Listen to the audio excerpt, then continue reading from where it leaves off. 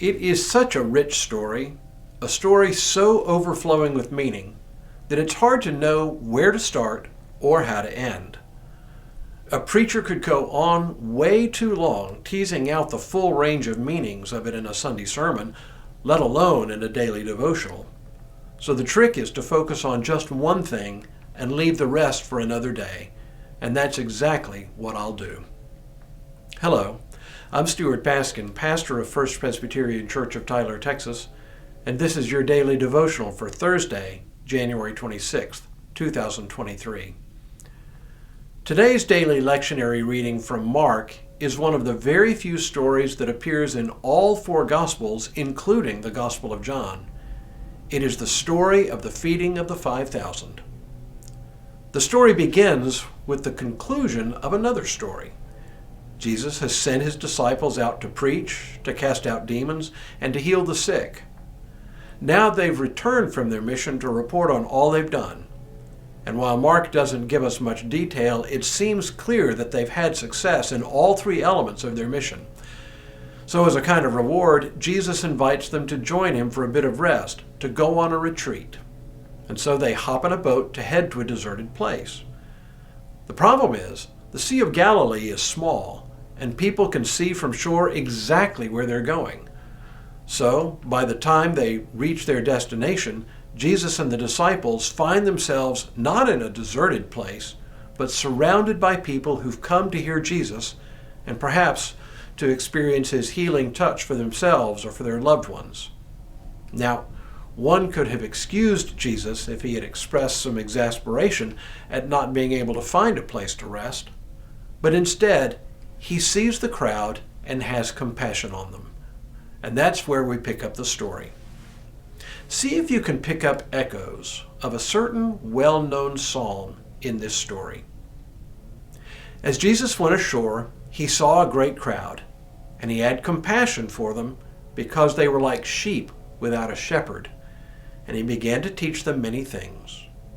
When it grew late, his disciples came to him and said, "This is a deserted place, and the hour is now very late. Send them away so that they may go into the surrounding country and villages and buy something for themselves to eat." But he answered them, "You give them something to eat." They said to him, "Are we able to go and buy 200 denarii worth of bread and give it to them to eat?" And he said to them, "How many loaves have you? Go and see." When they found out, they said, 5 loaves and 2 fish.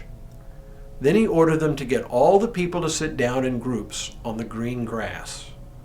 So they sat down in groups of hundreds and of 50s, and taking the 5 loaves and the 2 fish, he looked up to heaven and blessed and broke the loaves and gave them to his disciples to set before the people.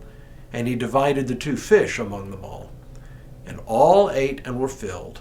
And they took up 12 baskets full of broken pieces and of the fish. Those who had eaten the loaves numbered 5,000 men. Did you catch it? The subtle reference to Psalm 23?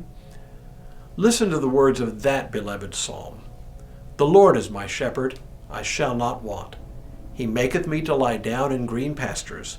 He leadeth me beside the still waters. He restoreth my soul. He leadeth me in the paths of righteousness for his name's sake. Yea, though I walk through the valley of the shadow of death, I will fear no evil. For thou art with me. Thy rod and thy staff, they comfort me. Thou preparest a table before me in the presence of mine enemies. Thou anointest my head with oil. My cup runneth over. Surely goodness and mercy shall follow me all the days of my life, and I will dwell in the house of the Lord forever." When Jesus sees the crowd, he sees them as sheep without a shepherd, and he steps up to provide for them as a shepherd feeds his sheep. He instructs his disciples to feed them and then has them sit down on the green grass, green pastures.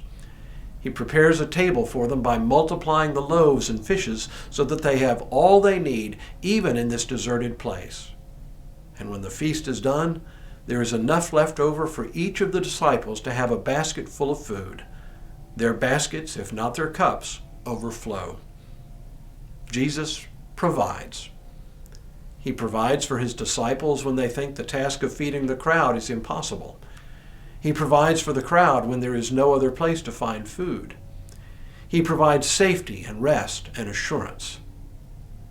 At just those moments when we feel like we are at the end of our rope, Jesus provides. At those times when we think we've run out of resources, Jesus provides. In those stretches when we feel like we have nothing left to give, Jesus provides. Jesus knows our needs better than we ourselves, and he assures us that as our shepherd, he will provide. Tomorrow, a midnight stroll. But for now, may God continue to bless you and keep you in all that you do this day and in all the days ahead.